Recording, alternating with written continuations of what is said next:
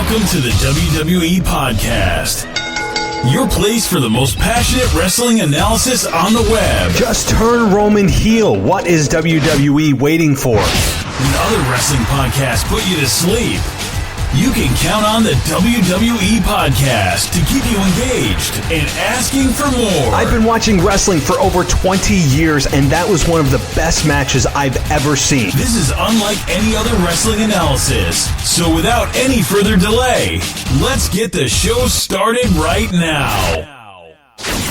Welcome to the very first edition of the WWE Podcast of 2020, the very first show of the new decade. Welcome, guys. Thank you for taking the time out of your day to give us a listen.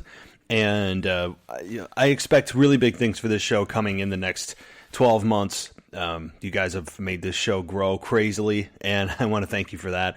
As I always do every show, I make sure to make that a point because I don't think that oftentimes we really understand what makes success happen, and that's you guys. And, a lot of shows don't give the gratitude I think that's due, and I want to make sure that I do when I can, and I want to make that an opportunity and make that a thing every single show. So thank you guys for being able to make this show a success. And I told you, and I've said it before, we're just getting started.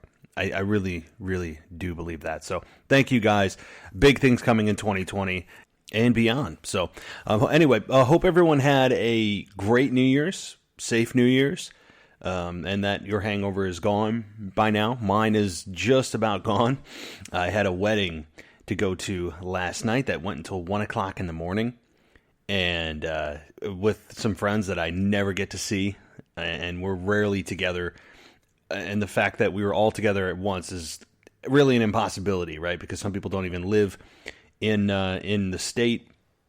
People have lives, people have kids, people have jobs, girlfriends, wives.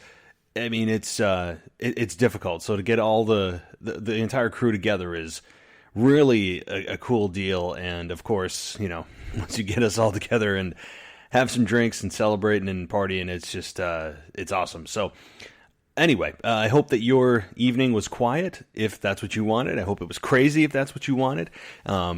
Or maybe somewhere in between, and you got to watch the ball drop, or maybe you didn't get to watch the ball drop.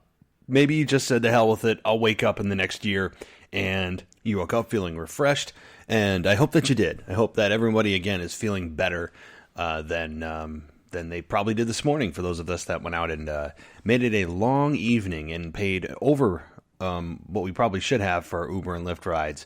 Man, and I was an Uber and Lyft driver for a while. I haven't done it in a while, but when you're on the other end of it and you have to pay like 3 times the price because the demand is through the roof at like 12:45 in the morning, it's a little bit of an eye-opening experience. But when you're a driver, you love that stuff. You love it. You live for it. You love those inflated rates. But anyway, I'm on the other side of it now. And again, welcome to 2020. Welcome to the very first show of 2020. Big things coming. And first and foremost, right off the bat here for this week, tomorrow obviously will be a AEW NXT review that comes on Thursday, sometimes into early Friday morning. Those shows will be up, as well as a very special wrestling nostalgia show tomorrow. And what that's going to consist of is, instead of one singular event that I look back at, in the spirit of the new decade, we are going to take a look at the last 10 years in WWE and review some of the big things going on, or went on rather, and some of the highlights, lowlights, and all the moments that maybe you forgot about or like to relive. And I'm not going to be able to obviously touch on everything. I don't want it to be an 8-hour show. But I do want to make sure that I hit some of the big ticket items. Of course, string in some audio there for you guys. That's one of my favorite parts, is to listen to something live. And so that'll be there as well. But I'm going to be doing a decade in review tomorrow night, and it'll be released tomorrow night. So really, you guys have 3 more shows in addition to this one that'll be dropping in the next 2 days. So that's pretty cool. We're trying to get back on track here with the holidays officially over. And yes, we have Martin Luther King Day coming up, which is nothing more, let's be honest, It's nothing more than a day you go, ooh, I have the day off. If you're a state worker, if you work for the government, and that's a day that you look forward to. So I will have that day off. But outside of that, the big ticket holidays are over, and we now move into 2020. And I'm here in upstate New York. We have to get through the damn weather, which is going to be like this for the next 3.5 months when it's kind of cold. Although the snow's backed off and winter's backed off, it is not done. We have a long, long way to go. So that'll be a really, great thing in about a month, 2 months, and we're still buried in snow, and it's 10 degrees out, and you're scraping off your car. And anyway, for us living in the north, and to some extent some of the southern states, that is what we have to do, just on a weekly basis up here. So anyway, we're here to talk about WWE Raw. We're here to talk about some of the things going on. And before we get to Raw, don't forget, Brock Lesnar returns next Monday night. And that means that it's a new year. And I've always said that I look forward to the first Monday Night Raw of the new year, because that to me is the season premiere of wrestling, of WWE's new Road to WrestleMania. That's when things really start to heat up, and you see it every year where you have big returns happen on the first Raw after the new year, and this year is no different. With Brock Lesnar returning after about a month and a half hiatus, it feels like he will be back to likely address who his next opponent is, or we get some ideas of who that could be. But with the Royal Rumble looming, I don't know how much they're going to give away, given that the Rumble winner will probably face Brock Lesnar at WrestleMania, unless that winner is Roman Reigns, in which he will be facing The Fiend, because I don't think we want Brock Lesnar again facing Roman Reigns. But that's a whole nother conversation. My point is, this is the Raw that there's not a lot of competition in terms of television, especially with football now going into the playoffs. There's no more Monday Night Football. It's all on the weekend. So the ratings should be higher this week. Should be is the key word, with much less competition on the airwaves. And one more thing about the shows this week. As I remember, I will be also having a week in review with Ashley on Saturday. So we still have a lot of shows to go. 4 more shows for you guys this week before this week closes out, and then back to the normal schedule next week. So just a little bit of a side note while I remember. So look forward for that to this coming Monday, where Brock returns, likely all hands on deck, and it's just full steam ahead to the Royal Rumble, which is, after this weekend, will be 3 weeks away. It's 3 weeks from Sunday is the Royal Rumble. So unbelievably, we are halfway to the Royal Rumble. And the reason I say halfway, I remember coming off TLC saying, oh my God, we have 6 weeks until the Rumble. And just like that, it is now split in half. We have 3 weeks until the Royal Rumble, the 2020 Royal Rumble, which I'm looking forward to in a big way, because this is, to me, it's an exciting time. The Rumble match is one of my favorite matches of the year, as many I think would agree. And you just never know who's going to come in, debut, called up. And yeah, I still say called up. And the reason for, but people say, oh, NXT is a legitimate third brand, and they are. They are. They've achieved that in 2020, or really in 2019, now 2020. But the fact of the matter is, Raw and SmackDown are still the flagship shows of WWE, right? And you could say, well, NXT is a better show. That's fine. That's still an objective opinion. And, to some degree, I would agree with you. But we're looking at numbers and viewership. SmackDown and Raw still demolish NXT when it comes to numbers. So that's the measure and the metric that I'm looking at when I say that Raw and SmackDown are the shows that you can be called up to, right? So, and again, maybe NXT will one day overtake the ratings of, and maybe match Raw and SmackDown, but I don't think that's going to happen for a number of, maybe 4 or 5 years down the line. They're on USA, so they have a very good platform to do that, but I'm looking forward to it. I'm this is a hell of a time to be a wrestling fan. There's really no better time with WrestleMania around the corner, AEW back on the air, and we get to hear about Jon Moxley's decision of whether or not he's going to join the inner circle with Chris Jericho. Very, very interesting when it comes to that, how he's going to respond. So again, I'm not following AEW too closely, which is why I have a host that does this on this show, because I just simply do not have the time, and I think that Zach does a great job. I just don't have the time, but I do know vaguely what is happening in AEW, and I did see some of that in terms of that particular storyline with Chris Jericho extending an olive branch and offering Moxley to join the Inner Circle. So we will see. We will see about that. Alrighty, well, let's get into Monday Night Raw and some of the big ticket items here. I don't want to go in chronological order. I will to some degree, but I want to just get the big items out of the way. And the first one has to be Lashley and Lana's wedding. Now, excuse me. I think some of the people out there love this kind of stuff, and I think that this is one of those segments, just as the entire storyline has been. Whether you like this kind of thing in wrestling or not, if this is your cup of tea, you're in your glory, and this is right up your alley. You are craving more. You love, quote, trash TV. If it's not, this is eye-rolling, sophomoric, just garbage TV that is the reason why your friends don't watch wrestling, and they will roll their eyes at this kind of stuff.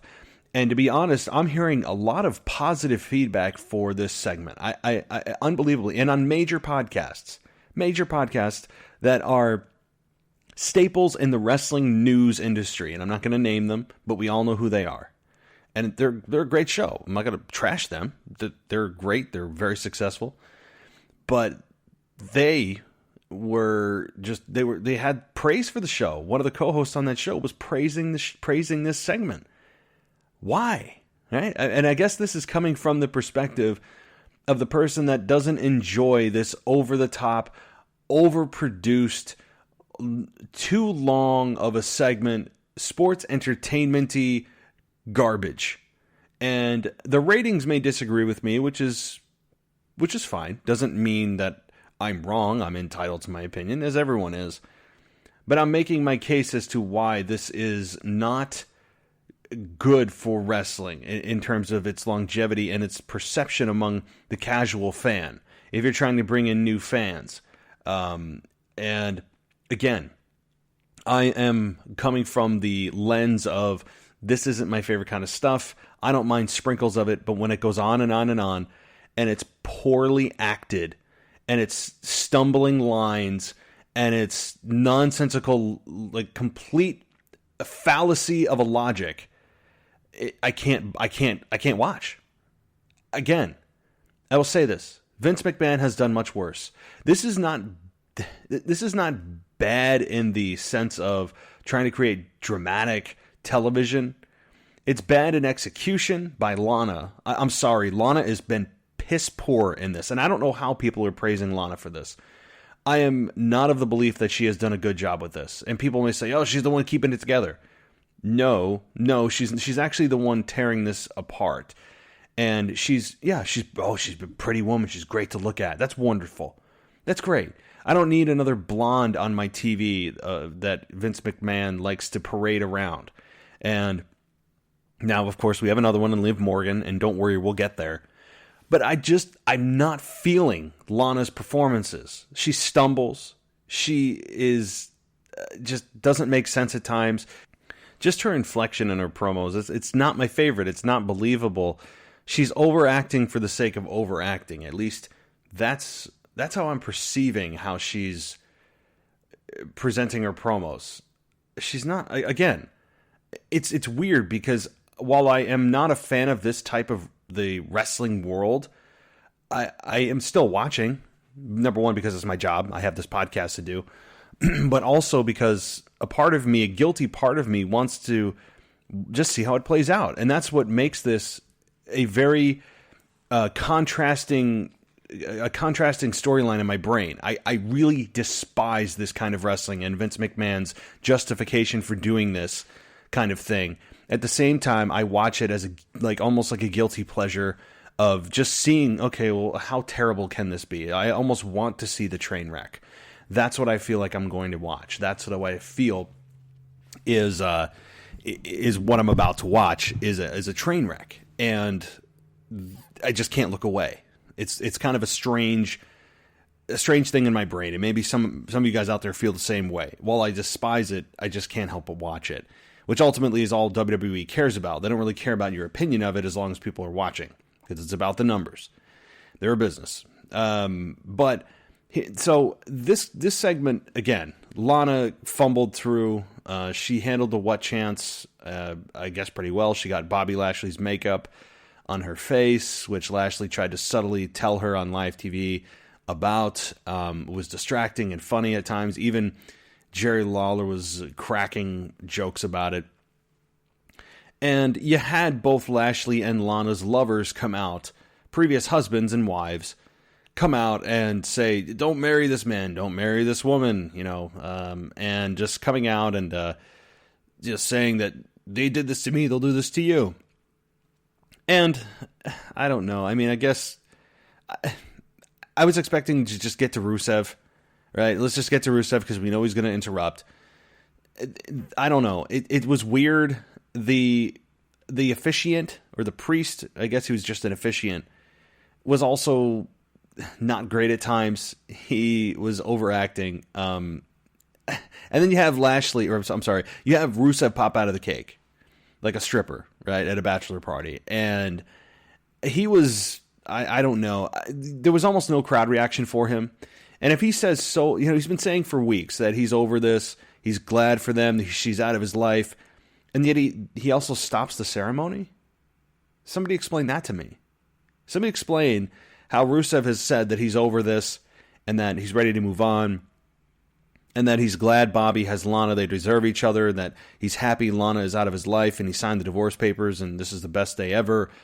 And yet he also decides to interrupt the ceremony before they can actually get married, which is the key here to this whole argument about not, again, logic, a lack of logic, of Rusev basically interrupting before they could actually be officially man and wife, and also him saying that, I don't care, these guys are out of my life. So there's that. I mean, the suspension of disbelief while watching these segments are just off the charts. I have to really just remove my brain surgically from my head, place it on the table next to me as I'm watching, and then put it back in after the segment's over, in order for me to get any kind of engagement. It's really brainless trash TV. And again, guys, if this is your cup of tea, great. It's not for me. It's like all seafood, right? I despise all seafood. No, I really do. I despise every kind of seafood. No, I don't care about fried this, fried that. I don't care what you do with no. It doesn't taste like fish. Great, then I'll have chicken, right? It's like seafood for me. People love seafood. I hate it, right? And so you're never going to get me to like seafood, and I'm never going to talk you out of not liking it. So it's kind of one of those deals. So we'll see. Rusev's back in the mix again. But the big story here coming out of all of this is Liv Morgan, who comes out at the towards the end before Rusev did, and claims that Lana was involved with her, and romantically, and that she found herself in Lana, and that Lana accepted her, which kind of goes completely against all of the promos that Liv has been talking about in her, I don't know, whenever she's in like a fancy hotel 5-star bathroom, singing bubble baths and combing her hair and all this weird stuff about how she doesn't need anyone to feel like she's, can accept herself. And maybe that's what she's alluding to, is the fact that Lana, she was looking for that validation from Lana during this relationship whenever it actually happened. and they got together at some point. I don't know when. It appears that they are no longer together. It's not as if she was cheating on Bobby with Liv, but this is kind of weird, right? And now you have Liv coming back looking like the stereotypical blonde from WWE. She's a very good looking woman, right? That's not the problem. The problem is she looks like a lot of other women. She's not very distinctive and that's weird to say about such a good-looking woman, but she's not distinctive in a way that you would look at her if you were passing her on the street, and other than go, "Ooh, she's attractive," you would go, "Oh, I know her. She's from WWE. She's that awesome women's wrestler." She just has a very generic look, and that's weird to say again for such a good-looking woman, but that's how I feel about Liv. And there's just been so many blonde women in WWE over the years that kind of look like her. It's almost as if she's just a mix of every woman that had long blonde hair in WWE over the last 5 years. I don't know if that's not a compliment, nor is it a slight on Liv. It's just that's how I felt when she came out. I actually had to do a double take. I had to look at her and go, "Wait, is that Liv Morgan?" Right? Because we just saw a vignette from her earlier in the night. Is that Liv? And it was, obviously. And so we'll have to see where this goes. I'm a part of me just hates the other part of me for even being mildly interested in this. But we all have guilty pleasures, and part of me feels shame for even enjoying this mildly at times. So anyway, we will see where this goes. This clearly is a long-term story. This is a long arcing story, and fine. Let's go with it. Let's see what happens. I'm not going to turn away. I will still watch it, maybe at times guiltfully watch it. But that's where we're at. And again, that's how Raw ended, on a very long-winded wedding segment. So, all right, well, let's move on from this silliness that was, and again, this really hurt Raw, and I tweeted this out, and I'm still backing it, that all of the good things that happened on Raw, which there was a lot, this really negated a lot of that feeling that I had. I said, oh my, this, up until that point, I said, this is one of the best Raws I've seen in a while, and then kaboom, we get this, at least for me, the nonsensical pro wrestling drama that just is eye-rolling and embarrassing. Imagine sitting there with a friend who you're trying to get into wrestling, and they're like, nah, it's stupid, it's fake, all the dumb drama. And then this segment comes on, and you go, oh, right. And they go, yep, see, this is why I don't watch this crap. That is what I'm imagining, instead of going, hey, look at this action, right? Like, look at these athletes kicking ass. Instead, it's Lana overacting, the officiant overacting. Anyway, let's move on to something awesome. And what is that awesome thing? That awesome thing would be Samoa Joe and Kevin Owens, now the lead babyfaces of Monday Night Raw, as Seth and the AOP continue to run roughshod over the program. So what happened was, at the beginning of the show, Kevin Owens came out. The crowd really got a nice pop for Owens here, and comes out and blames the attack. Owens blames the attack for Rey losing his United States Championship to Andrade, as he shows Seth joining forces with the AOP, and the reason that Rey lost at Madison Square Garden was because of the attack on Rey by the AOP. Well, here's the kicker. While I understand the logic, when you go back and watch parts of the small part of the ending of that match with Rey Mysterio and Andrade, Rey Mysterio hit the 619, and then as Rey was coming off the top to do his splash for the pin, Andrade just put his feet up and then hit his double arm DDT, his hammerlock DDT.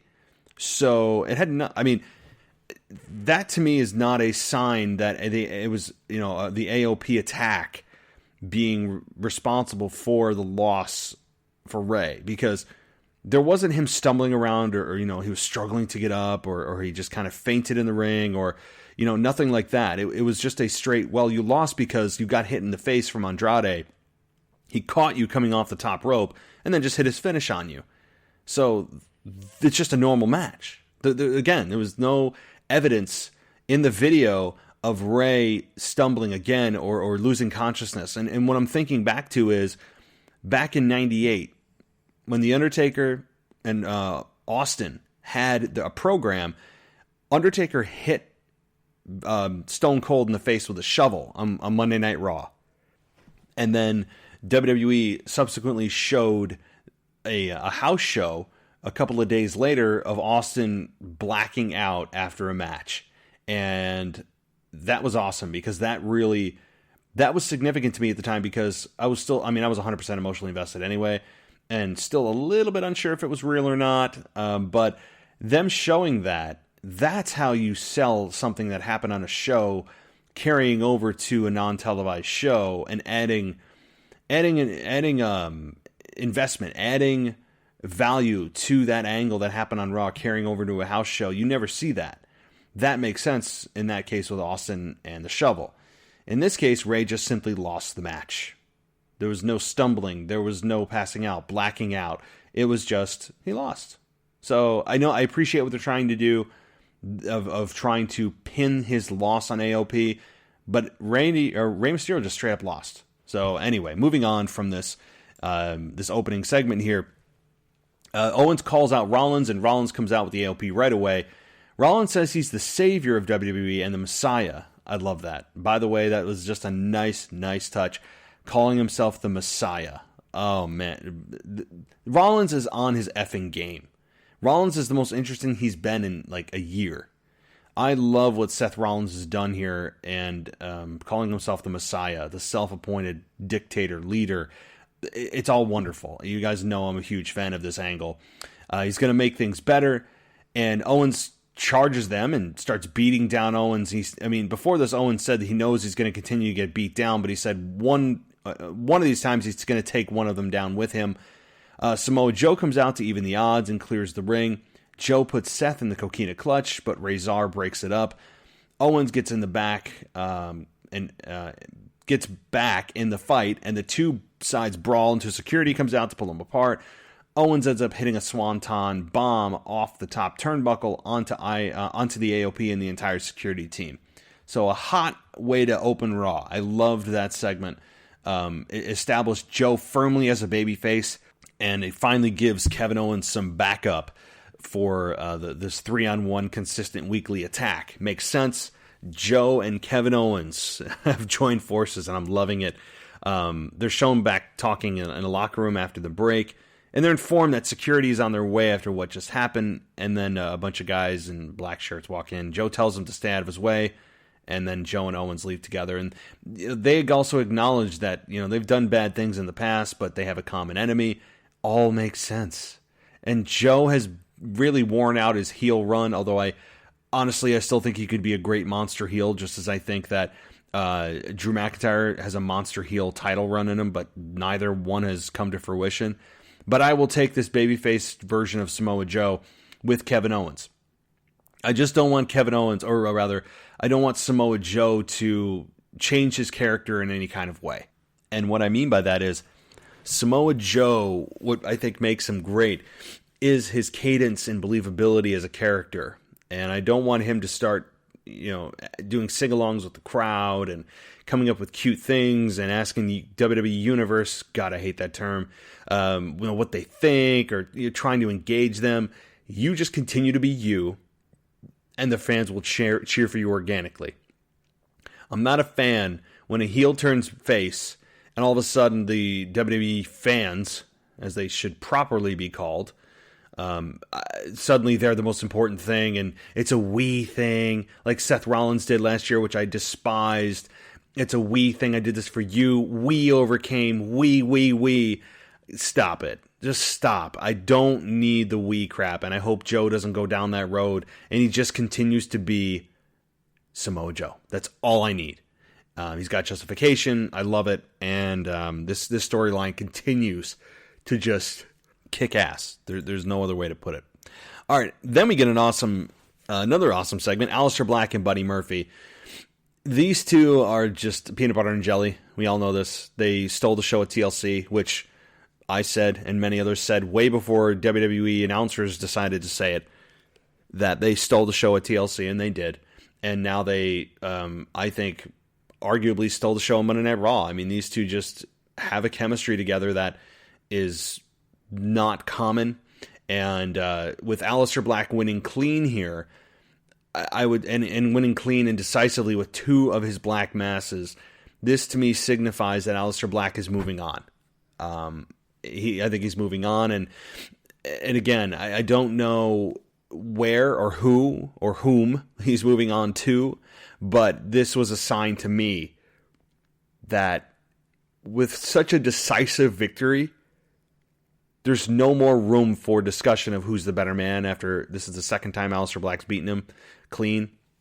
There's just no justification for another match. As great as these two are, and the rumors I've been hearing that this program is going to continue longer, how?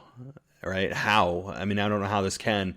I would say that it's just time for them to move on, and that's fine. But at some point, I wouldn't mind seeing these two lock horns again. It's just, they're a pleasure to watch. They're physical as hell. My God, some of the kicks to the head, I don't know how they fake. And it's a thing of beauty when two guys like this come together that have such great chemistry. It's a damn thing of beauty. And again, I hope these two are opponents at some point in the near future. Seth and AOP are backstage, and AOP insists that nobody's kicking them out tonight. But Rollins says, he can't believe management asked their Messiah to leave.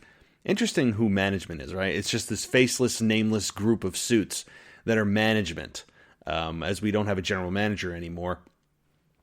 And that's fine. I'm okay with there not being a general manager.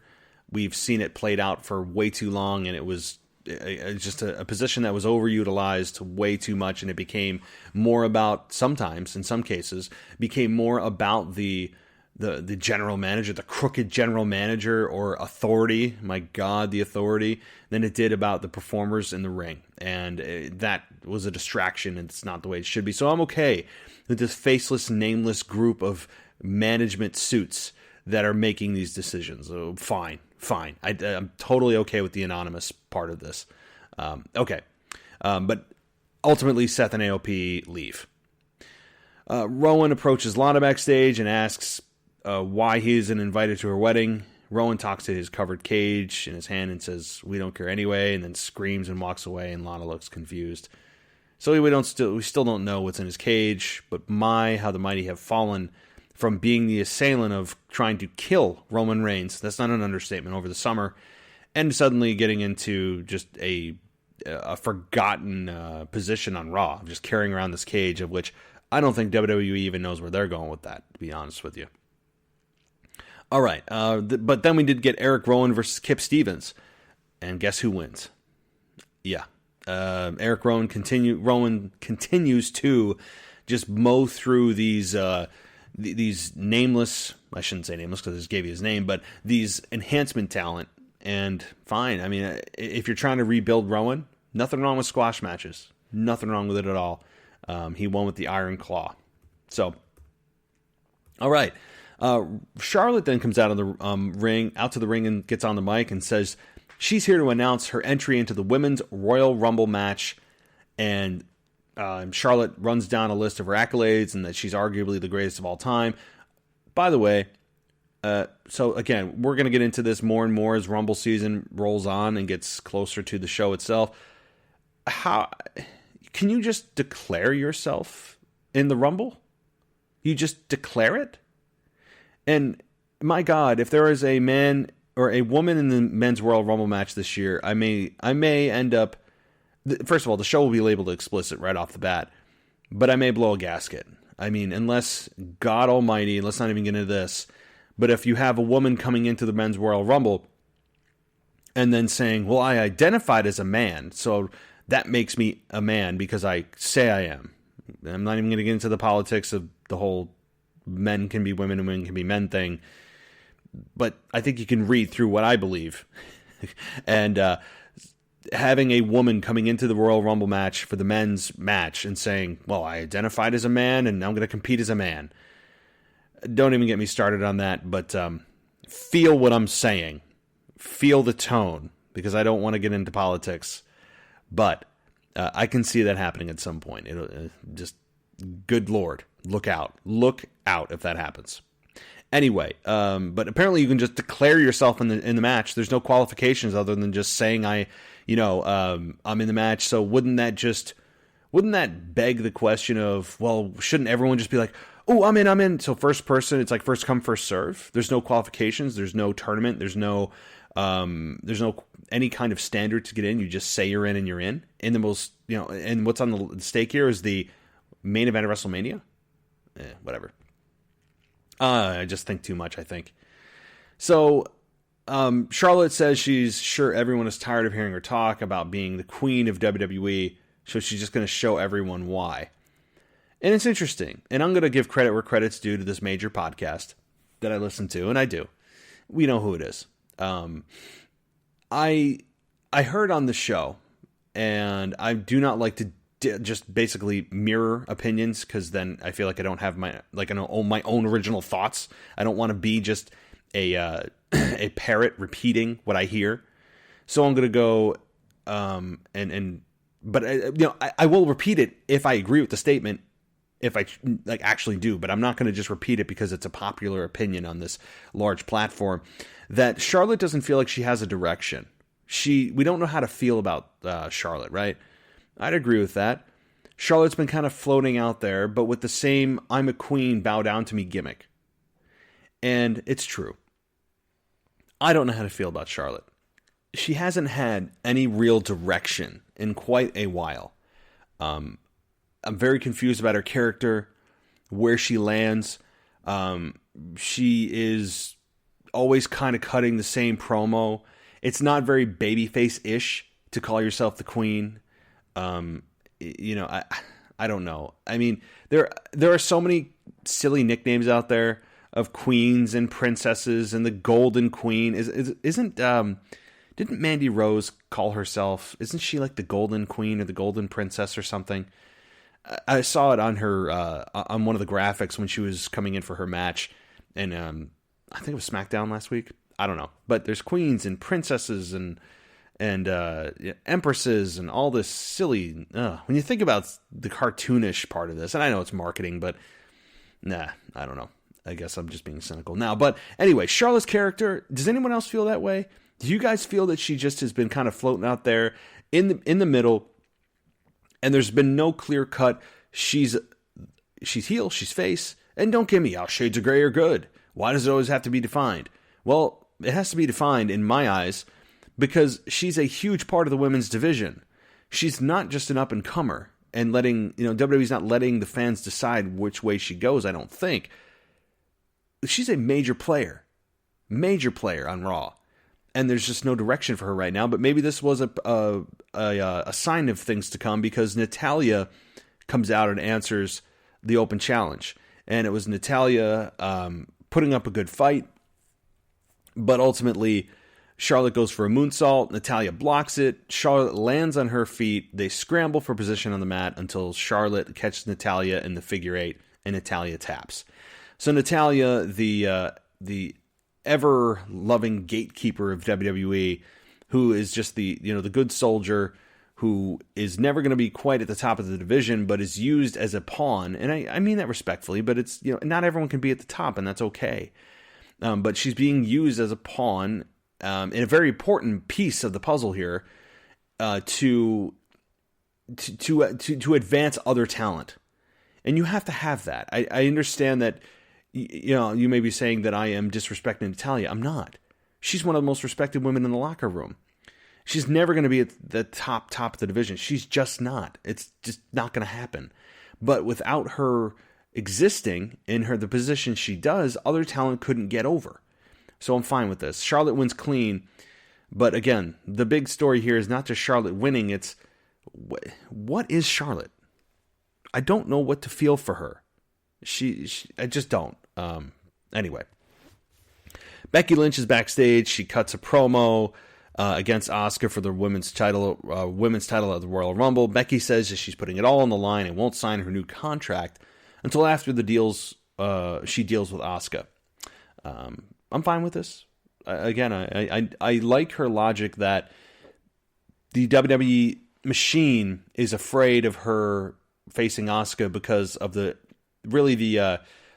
investment that they have made in Becky over the last 8 months of her being champion, that really almost 9 months, that it could all go and be for naught if Asuka beats her clean, because Asuka has beaten her clean in the past. As we remember, prior to WrestleMania last year, Asuka beat her clean, which made zero sense, but it's good for the storyline now.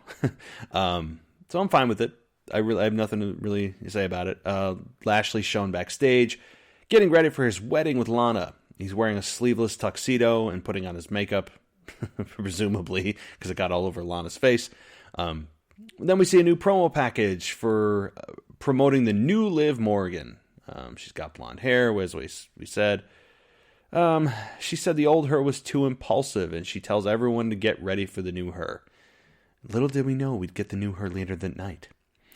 AJ Styles, Luke Gallows, and Carl Anderson come out to the ring and talk about beating the Viking Raiders time and time again. And now it's their time for a tag team title shot. The Street Profits come out to interrupt, and the Profits, they talk about beating the OC before, and they think they should have a title shot. Obviously and predictably, this turns into a match, and the Street Profits win. After Ford tags in, hits a frog splash off the top for the 3 count. Nothing to write home about here.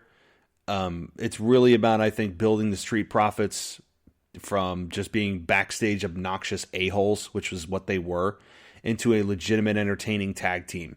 And that's what I want to see. I don't want to see them backstage talking to each other, but not facing each other when they talk to each other, because that's what everyone does backstage, apparently. That's just how you talk to people backstage. You just look parallel at each other and kind of maybe side eye so that the camera can get a good view of your conversation. It's stupid.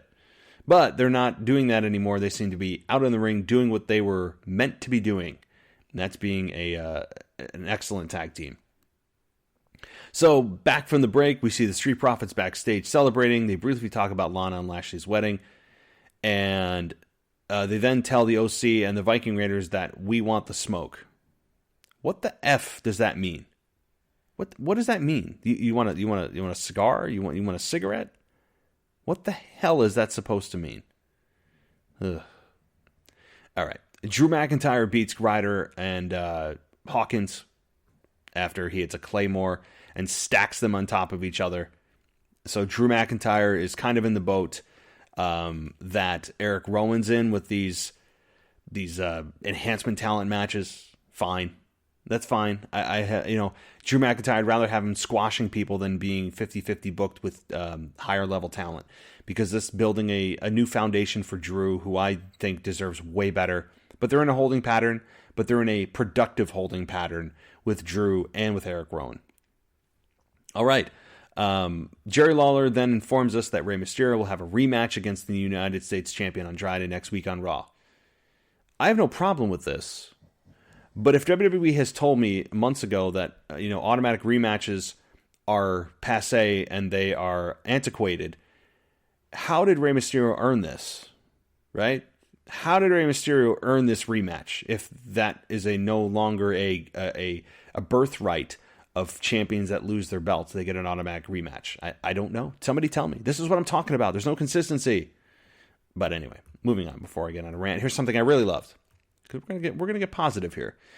Randy Orton comes out to the ring on crutches. He has someone help him in the ring and talks about the risks of getting in the ring and how injuries happen. And talked about Edge, how he had to give up everything because of an injury. And he says that after his knee was looked at in a house show in Hershey, Pennsylvania, in a match that he had, which I thought was real. They really went all in here. He now knows he won't be able to come back for a long time, and he might never be able to come back. AJ comes out and taunts him to give him an RKO, puts his arms behind his back, and then kicks a crutch out from him. And then, let's see what I'm reading the review here. Orton says AJ is more patient than he is, and he gives AJ an RKO out of nowhere, and Orton was faking the injury. I loved it. I know people are saying the argument is, well, he went through all this just to hit an RKO on AJ Styles when he could have just interfered in a match and come out of the through the crowd and hit an RKO. But here's the thing: we've seen that from Randy. We've seen that from Randy before. I have no issue with this, and they fooled me, and that's fine. I'm fine with that. I like being fooled by WWE every once in a while because it doesn't happen. And it's also a more creative way to get to an RKO. And it shows the babyface outsmarted the heel. Okay, it's not just a sneak attack. AJ deserved it. He did it man-to-man instead of striking from behind as heels do. It's creative. And WWE went to great lengths to even fool fans, right? During the match in Hershey, Pennsylvania, they put up the X sign, which is the universal sign. We all know there's a true injury. And he was helped to the back, and he was helped back to the ring. I mean, it was just well done. I loved it.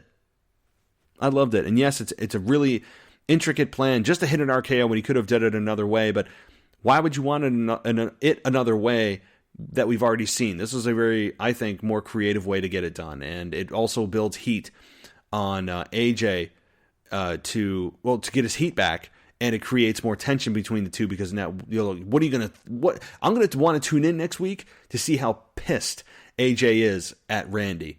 I love seeing how angry AJ gets at Randy. When he was so angry a few weeks ago, all he could muster out was Randy Orton. He was so angry, that's all he could say. I'm enjoying this. I love this angle, and I'm glad that it's not a true injury. That would have been a big blow. All right, Andrade versus an enhancement talent. This actually ended in a no contest as Ricochet came out to stop the attack on this local talent. Andrade was gonna give this local talent a DDT on the concrete, which, by the way, guys, it wasn't actually concrete. It was just another layer of padding. But nonetheless, I don't want to pull the curtain back too much. They kept saying concrete. It really wasn't. But hey. Anyway, Andrade versus Ricochet. Look, Ricochet is just brilliant in the ring. I mean, he just always is. And Andrade is as well. Which, by the way, Andrade and Charlotte got engaged. So congrats to the couple there. But this match was really good. I had no issues with this whatsoever. Ricochet hits an inverted DDT and then goes to the top turnbuckle. Zelina shoves Ricochet off the top turnbuckle, and the ref didn't see it. Andrade followed up with a hammerlock DDT for the 3 count. Fine. I want Andrade to build some, my God, I'm going to say the corporate buzzword, momentum. But he does. Andrade needs to build a little bit of it. As new United States champion, I believe he will retain next week. I think they are really going to try to see what they have with Andrade and give him a bit of a push. See how the crowd reacts. I'm glad they didn't split up him and Zelina and they just teased it and they didn't actually go through with it. I'm glad this is a great pairing. Zelina adds so much to Andrade's character. It's immeasurable.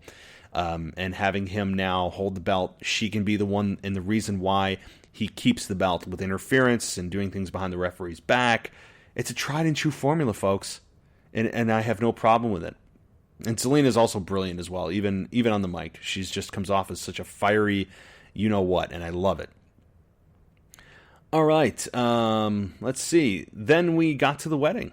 And y'all know what I think about the wedding. It was just, from all the good things that happened on Raw, of which I loved most of it, it just, it's like eating an amazing dinner, right? You have your favorite meal, you're loving everything about it, and then you get to the dessert, and it's like, I don't know, you get like sour lemons or something. That's how it felt like for me. But for some of you, it was like, hey, bring it on, and that's great. That's great. If you love this stuff, that's awesome. It's just not what I like. It's just not for me. My taste of wrestling is a sprinkle of that, but not ending Raw on that, and opening Raw on that, and weaving that throughout the show. But boy, oh boy, you talk about Kevin Dunn and Vince McMahon loving this because it gets away from their identity as a pro wrestling company, of which they are. Boy, there's nothing better than this kind of stuff to say, we're drama TV. Okay, well, there was a lot of Jerry chants, and I loved it because that's exactly what this was. Trash TV. It was trash TV, poorly acted, in my opinion. It just was. But will I watch it? Yes. And I hate myself for it. So, and ultimately, as I said, that's all WWE gives a damn about, is that I add to the viewership numbers. So, yeah, shame on me, and as WWE would probably say, well, we don't care. You're watching. That's all we care about. Whatever. I'm the fool here. All right. Guys, well, I hope you enjoyed the Raw review. Overall, I loved Raw, other than the final segment. And, I hope you guys are excited about the Rumble, as it's only 3 weeks away. Again, 4 more shows coming this week.